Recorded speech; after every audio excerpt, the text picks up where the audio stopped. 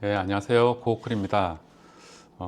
이게 영상 촬영을 좀 오랜만에 하는 것 같습니다. 이렇게 좀 자주 이렇게 촬영해서 좋은 정보도 이렇게 보내드리고 해야 되는데 뭐 좀 바쁘기도 하고 이런저런 일로 이제 자주 뵙지 못했던 것 같습니다.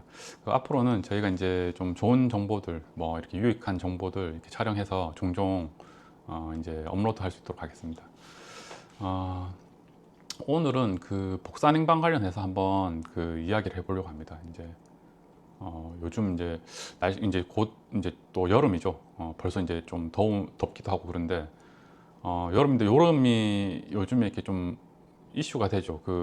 예전에는 제가 어렸을 때는 어, 굉장히 더워도 뭐 이렇게 온도가 뭐 30도가 넘는 일이 좀 잘 없었던 것 같아요. 근데 요즘 보면 뭐 37도, 8도까지 올라가고 뭐 해외 같은 경우에는 뭐 40도가 막 넘기도 하고 이제 그러죠. 그리고 1년 중에 지금 여름이 가장 길어졌다고 그럽니다. 그러니까 지금 아마 뭐 구독자분들도 한 2, 3년 상간 내에 날씨가 좀 많이 이상해졌다. 이제 그런 것들을 많이 이제 느끼고 계실 텐데 여름이 1년 중에 가장 길어졌다고 그러고 이제 덥기도 이제 가장 덥죠.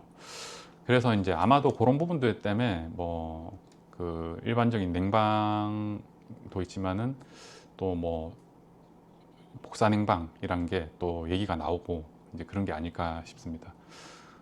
그러면은 우리가 이렇게 복사냉방이 뭐 뭔지 왜 복사냉방 얘기가 계속 나오는지 한번 그거부터 봐야 될 것 같아요. 이게 뭐 요즘 이제 에어컨들도 굉장히 잘 나오지 않습니까? 뭐 무풍 에어컨이라고 그래가 저희도 이제 뭐 무풍 에어컨을 쓰는데 사실상 뭐 무풍 에어컨은 말만 무풍이지 실제로 이제 뭐 제가 써봤을 때는 그냥 일반 에어컨이 훨씬 좋습니다. 어쨌든 무풍 에어컨도 나오고 그리고 이제 뭐 AI라고 해가지고 이제 뭐 이렇게 사람 인체 감지를 해서 뭐 자동으로 이렇게 온도를 조절해주고 뭐 에너지 절약을 해주는 굉장히 좋은 시스템들이 이제 많이 나와 있죠. 예. 근데 이렇게 복사냉방 얘기가 나오는 이유는 아마도 이제 두 가지가 가장 큰 이유인데 뭐 에너지 비용 그리고 이제 뭐 얼마나 건강하게 냉방을 할 수가 있냐 이제 쾌적성 어떤 그런 부분 때문인 것 같아요. 지금 여기 화면에도 보시면은 이제 알 수 있는데 미 에너지부 이제 미 에너지부의 산하에 로런스 버클리 국립연구소라는 데가 있는데 거기서 지금 뭐 현존하는 냉방 시스템을 뭐 다 확인하고 테스트했을 때 가장 이제 에너지 비용이 적게 드는 시스템이 뭔가라는 걸 이제 확인을 해봤대요. 조사를 해보고 확인해 보니까 복사 냉방이 가장 에너지 비용이 적게 든다. 지금 보면은 일반적인 에어컨 썼을 때 이제 100의 에너지를 써야 된다라고 보면은 이제 복사 냉방 같은 경우에는 이제 57.7%만 쓰면 되는 거죠. 그러니까 42% 이상의 어떤 차이가 나는 겁니다. 예. 그래서 에너지 비용이 가장 적게 드는 시스템이 이제 복사 냉방이다. 그리고 여기 보시면은 미국 공조냉동공학회라는 데가 있는데 여기서는 이제 냉방 시스템 중에 가장 쾌적성이 좋은 냉방이 뭔지를 이제 조사를 해봤다고 합니다. 그러니까 조사를 해보니까 복사 냉방이 가장 쾌적하다. 말하자면 이제 가장 건강한 냉방을 할 수 있다. 이제 그렇게 조사 결과가 나왔다고 합니다.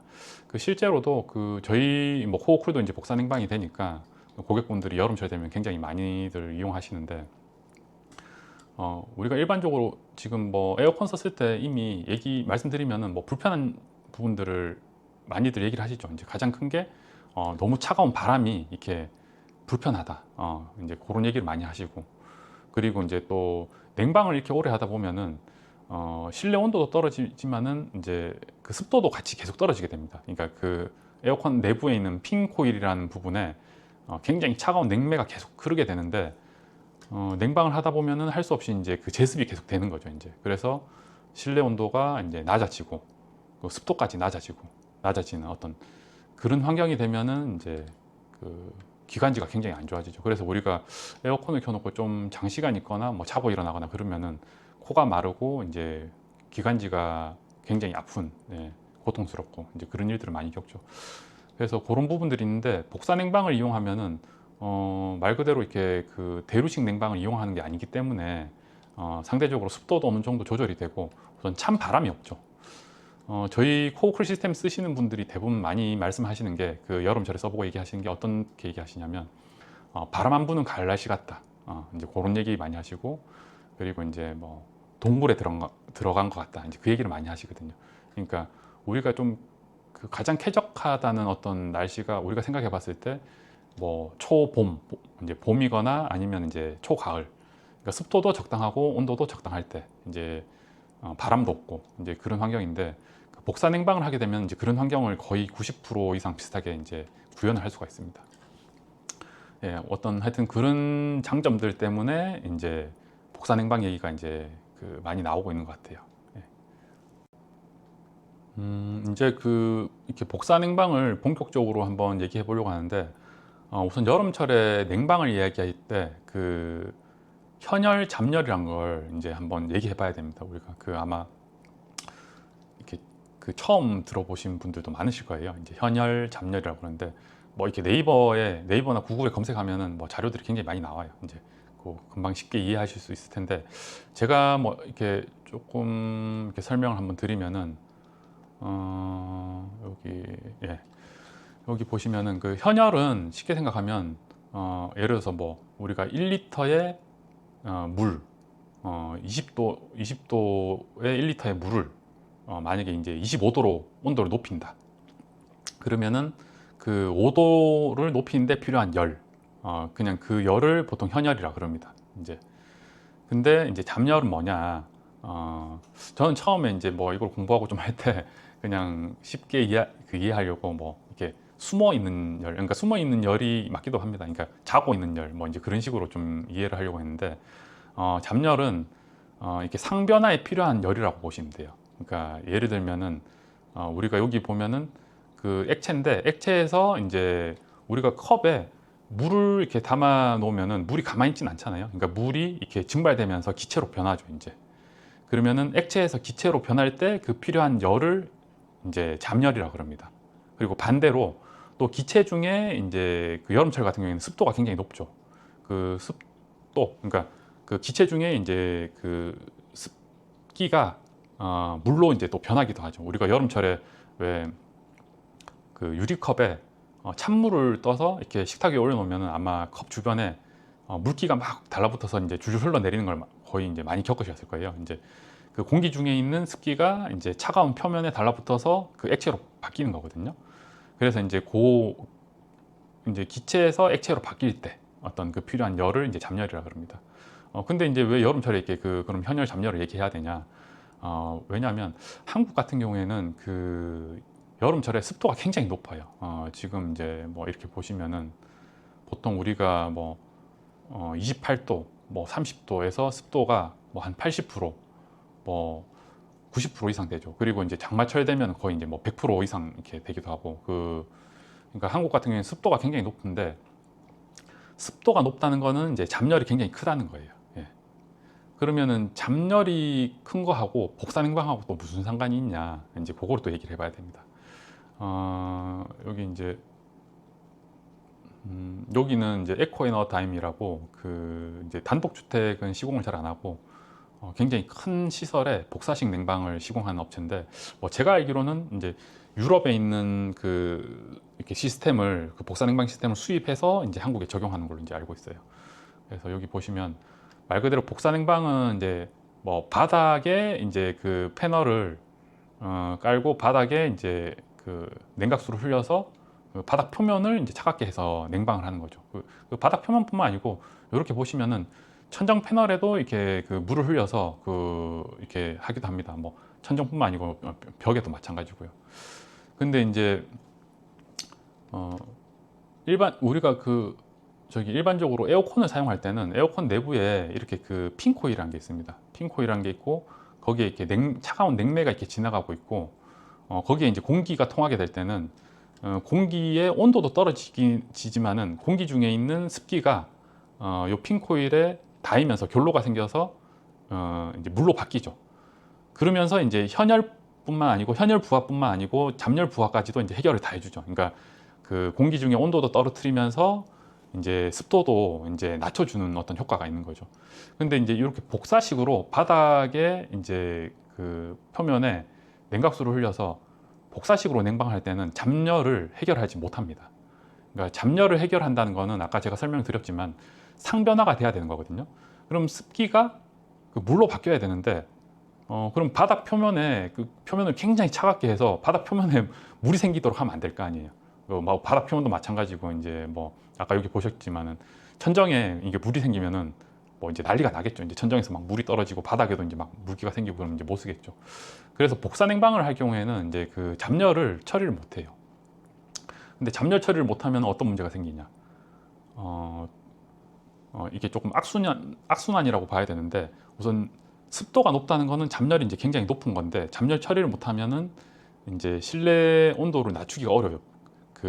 왜냐하면 습도가 여기서 보면은 여기 이제 결로점을 이렇게 보여주는 표인데 예를 들면은 우리가 28도일 때 여기 이제 습도가 70%일 때는 여기 이제 결로점이 22도죠. 그러니까 28도의 온도에 습도가 70%일 때는 그 22도에 그 결로가 생긴다는 뜻인 겁니다. 예. 근데 지금 보시면은 이제 같은 온도에서 만약에 이제 습도가 85%다. 그러면은 25.2도에 결로가 생기는 거예요. 그럼 무슨 얘기냐면 28도에 85%의 습도의 환경에서 복사식 냉방을 할 때 그 표면 온도가 25.2도 이하가 되면은 결로가 생긴다는 뜻인 겁니다. 근데 이제 25.2도의 그 표면 냉각으로 실내 온도를 낮추지를 못하겠죠. 그래서 실내 온도를 낮추려고 하면은 그 공기 중에 있는 이제 습도를, 그러니까 잡열을 해결해야 돼요. 그러니까 지금 보시면은 똑같이 28도지만은 만약에 이제 습도를 60%까지 낮추면은 여기 결로점 온도가 19.5도가 됩니다. 아까하고 비교하면은 거의 뭐 한 5도 이상 차이가 나죠. 그래서 이제 습도를 처리를 해야 복사 냉방을 할 수가 있는 거예요. 근데 복사 냉방 스스로 이제 그 잡열을 처리를 못 하죠. 그래서 100% 복사 냉방을 했을 때는 필수적으로 필요한 게 그 제습을 해주는 어떤 장치가 있어야 됩니다. 예. 그래서 아까 에코에너다임이라는 회사에서도 그 환기 시스템을 이제 사용하는데 환기 시스템 내부에 그 컴프레셔로 돼 있는 이제 뭐 제습기, 그러니까 뭐 쉽게 생각하면 우리가 요즘에 LG나 뭐 삼성에서 제습기가 많이 나오지 않습니까? 이제 그 제습 유닛이 이제 환기 시스템 안에 들어가 있다고 보면 됩니다. 그래서 이제 실내의 공기 중에 이제 잡열, 이제 습도를 그 환기 시스템으로 처리를 하고, 그리고 냉각은 그 복사 패널이나 바닥에 이제 그 냉각을 해서 이제 냉방을 하는 거죠. 그리고 요즘 이제 뭐 잡자재라는 곳에서 이제 또 이제 그 복사 냉방을 하는데 거기도 뭐 거기는 제가 자세히는 잘 모르는데 거기도 똑같이 그 뭐 컴포벤트라는 환기 시스템하고 이제 어떤 공기열 히트 펌프를 이용해서 그 냉각한 물을 좀 일부 이용해서 제습을 하는 걸로 알고 있는, 설명을 드렸지만은 습도가 높으면은 바닥 표면 온도를 낮추지를 못해요. 예. 바닥 표면 온도를 이제 많이 낮춰야지 이제 냉각이 되겠죠. 예. 그래서 지금 뭐 이렇게 좀 제가 헷갈리게 이렇게 좀 말씀을 드렸는데 말하자면 습도하고 이제 복사 냉방은 이제 좀 상극이라고 보시면 됩니다. 그래서 이제 습도를 처리를 해야 되는 거예요. 그래서 이제 복사 냉방을 얘기하려고 그러면은 이제 습도 얘기, 그러니까 이렇게 습도 얘기가 계속 나오는 거고, 그리고 결로 얘기가 계속 나오는 거예요. 결로에 대한 이슈가 계속 나오는 거예요. 그래서 지금 제가 알고 있기로는 그 시스템을 제조하는 회사가 거의 다 유럽에 있는 걸로 알고 있는데, 그 이유가 뭐 저는 이제 유럽을 가보진 못했는데 유럽은 여름철 기후가 그 뜨겁긴 하지만 습도가 굉장히 낮은 걸로 알고 있어요. 그러니까 건조한 걸로 알고 있어요. 그러니까 이제 복사식 냉방하기가 굉장히 이제 좋은 조건인 거죠. 근데 지금 이제 한국이라든지 뭐 동남아시아 같이 여름철 그 기후가 굉장히 이제 뭐 그 습하다 이러면은 사실상 그 복사 냉방하기가 굉장히 힘들다고 봐야 됩니다. 예.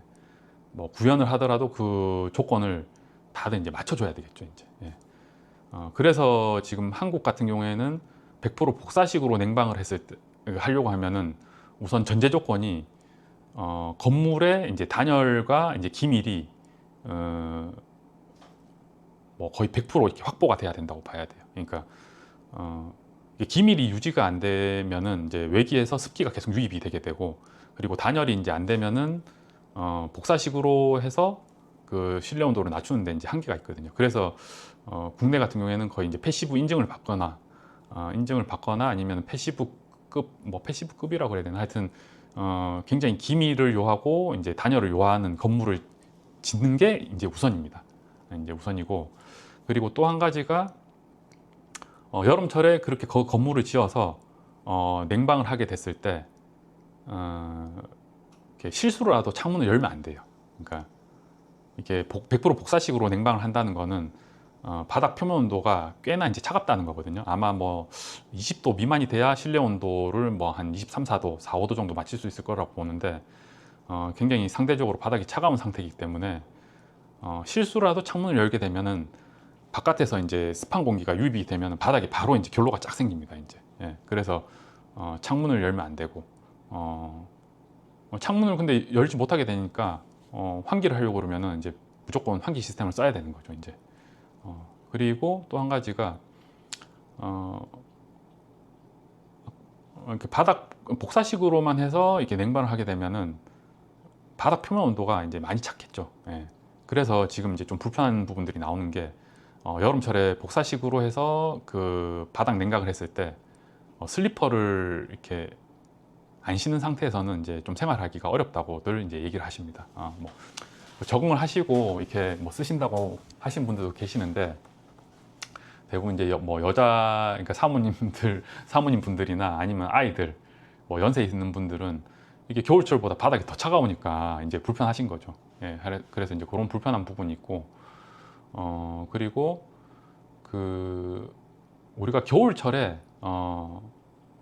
실내 온도를 조절할 때 보면은 그 1도, 2도 조절이 금방 안 되지 않습니까? 그러니까 예를 들어서 뭐 우리가 실내 온도 24도인데 25도로 맞춘다고 해서 25도가 금방 안 되잖아요.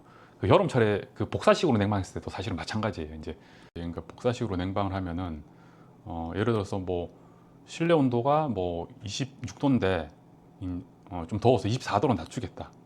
그럴 때는 겨울철에 꼭 난방 온도 1, 2도 올릴 때처럼 그 낮출 때도 이제 시간이 꽤 오래 걸립니다.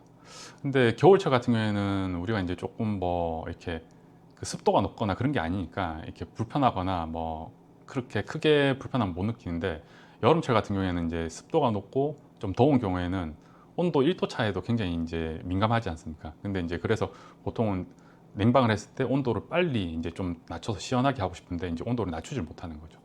그리고 또 한 가지가 그 겨울철에 난방할 때는 우리가 난방할 때 바닥에 이제 순환시키는 물의 온도가 보통 아무리 낮아도 60도에서 뭐 80도 사이 그렇게 물 온도를 씁니다. 근데 이제 여름철에 복사식 냉방을 할 때는 여기 이제 바닥에 흘리는 물 온도가 뭐 한 10도에서 15도 내외의 물을 이제 순환시키는데 그 온도 차만 봐도 이제 쉽게 가늠을 할 수가 있어요. 그러니까 실내 온도 만약에 이제 뭐 겨울철에 24도일 때 난방수 온도가 뭐 실내 온도 25도일 때 난방수 온도가 뭐 70도다. 그럼 벌써 그 70도하고 25도의 이제 갭 차이가 보면 45도나 차이 나지 않습니까? 근데 여름철 같은 경우에는 실내 온도 25도인데 뭐 냉각수 온도가 10도다. 그럼 15도밖에 안 되는 거예요. 그러니까 이게 단순 봤을 때 45도하고 10도의 이제 차이, 15도의 차이를 봤을 때 겨울철에는 그래도 난방을 오히려 좀 더 빨리 하겠다 그러면 더 빨리가 되는 거예요. 이제 난방수 온도를 높이는 게 크게 문제가 안 되기 때문에 뭐 60도, 70도, 80도 이렇게 올리게 되면 이제 난방이 더 빨리 되겠죠. 이제 뭐 보일러 효율은 좀 떨어지겠지만은. 근데 이제 여름철 같은 경우에는 내가 뭐 25도인데 뭐 그걸 실내 온도를 24도, 23도 낮추는데 속도가 너무 느리다. 그래서 뭐 냉각수 온도를 10도 밑으로 해서 뭐 7도, 8도, 5도, 뭐 0도 가깝게 하겠다. 이제 그렇게 사실은 이제 뭐 물온도를 그렇게 낮추는 게 또 쉽진 않습니다. 이제 그 물온도가 너무 낮아지면은 그 열교환기 자체 내에서 이렇게 그 냉매 온도가 너무 낮아지면서 그 열교환기가 얼어서 터질 수가 있거든요. 그래서 보통은 10도 내외 정도가 되는데 만약에 뭐 10도, 5도 밑으로까지 맞출 수 있다고 그러더라도 이제 또 그게 되지가 않는 게 겨울철에 난방할 때는 물 온도를 높인다고 해서 문제가 되는 건 없거든요. 근데 겨울철에는 냉각수 온도가 너무 낮아지면은 제습을 아무리 한다고 하더라도 바닥 표면에 결로가 생깁니다. 그래서 제가 알기로는 10도 미만으로는 물을 보통 흘리지를 못해요. 그렇다는 거는 이제 더 냉각을 빨리 못 시킨다는 거죠. 이제 만약에 이제 어떤 꼭 그리고 실내 온도를 뭐 그냥 가만히 있는데 낮춘다는 어떤 그런 부분도 있지만은 예를 들어서 뭐 우리가 실내에서 음식을 한다든지 아니면은 뭐 이렇게 친구분들이 놀러 와서 이렇게 사람 수가 좀 많아져도 실내 온도가 꽤 많이 올라가거든요. 생각보다 사람한테 나오는 열이 굉장히 높은 편입니다. 또 말을 하게 되면은 여기서도 열도 나오고 습도도 이제 높아지고, 그래서 그리고 이제 그 일광이 이제 일조량이 너무 많아서 이제 또 실내 온도가 높아진다. 이제 이런 경우에 냉방을 빨리 하고 싶다 했을 때는 사실은 잘 안 돼요. 그래서 그런 환경에서 사실은 복사 냉방을 이용해서 실내 온도를 낮추는 게 한계가 있어서 그 온도가 안 떨어지는 경우가 있습니다. 그래서 이제 복사 냉방을 하고 있는, 이제 복사 냉방으로만 이제 시스템을 구현하고 있는 데서는 이렇게 에어컨을 추가로 설치하라고 요즘 이제 권장하기도 하거나 이렇게 한다고 하더라고요. 근데 그게 이제 그렇게 되면 이제 의미가 없죠. 이제 그럼 에어컨만 설치 의미가 없는 건 아닌데, 어쨌든 그런 게 이제 그런 문제가 있습니다. 그래서 복사 냉방으로 했을 때는 그 실내 온도를 빨리 낮추기 어렵다. 상황상 정리를 하자면은, 겨울철에는 난방수 온도를 높여도 문제가 안 되지만은 여름철에는 냉각수 온도를 낮추면은 이제 실내 습도를 아무리 낮춘다고 하더라도 이제 바닥 표면 온도가 너무 차가워지면은 그 결로가 생기거든요. 그래서 이제 또 더 그 냉각수 온도를 더 낮추지 못하기 때문에 이제 냉방 온도를 내가 원하는 대로 빨리 이제 냉방을 못하는 어떤 그런 문제가 생깁니다. 그리고 이거는 저는 이제 저는 십수년 전부터 저도 이제 복사 냉방을 연구를 했었고 실제로 테스트도 많이 했었고 이제 했었는데, 아마 지금 복사 냉방을 주택에 공급하고 있는 업체에서는 아마 이런 문제는 당장 지금 아직 겪지 못한 부분도 있을 건데, 이게 장기적으로 봤을 때 좀 큰 문제가 생기는 게 있어요. 그게 이제 어떤 부분이냐면, 그 복사 냉방으로 했을 때 예를 들어서 가구를 배치할 때, 예를 들어서 침대 지금 보면은 침대가 이렇게 이제 화면을 보면은 아랫부분에 이렇게 그 공간이 이렇게 꽤 많이 떠 있는 어떤 침대들도 있지만은, 요즘에 보면은 이렇게 이제 바닥에 아예 딱 붙어 있는 경우도 있거든요, 보면은. 그리고 이제 붙박이 장 같은 거나 어떤 그 선반 같은 거나 이제 그런 것들도 대부분 이제 바닥에 딱 붙어 있는 것들이 많아요. 근데 이제 이런 상황에서 복사 냉방을 했을 때 어떤 일이 생기냐면, 이 그 냉각을 했을 때 바닥 표면에 그 냉각한 것이 이렇게 열교환이 되면서 그러니까 냉각한 것이 열교환이 되면서 냉방이 돼야 되는데, 그 이 바닥 표면에 가구나 어떤 게 이렇게 올라와서 덮고 있으면은 이게 방열이 아니고 이렇게, 그러니까 열교환이 안 되는 거죠. 그럼 어떤 현상이 생기냐면, 여기는 다른 공간보다 온도가 상대적으로 굉장히 낮아져요. 그러니까 예를 들어서 다른 가구가 없는 공간에는 바닥 표면도가 한 21도 그렇게 되는데, 여기는 바닥 온도가 18도, 17도 이렇게 굉장히 낮아지게 되는 거죠. 이게 방열이 안 되니까.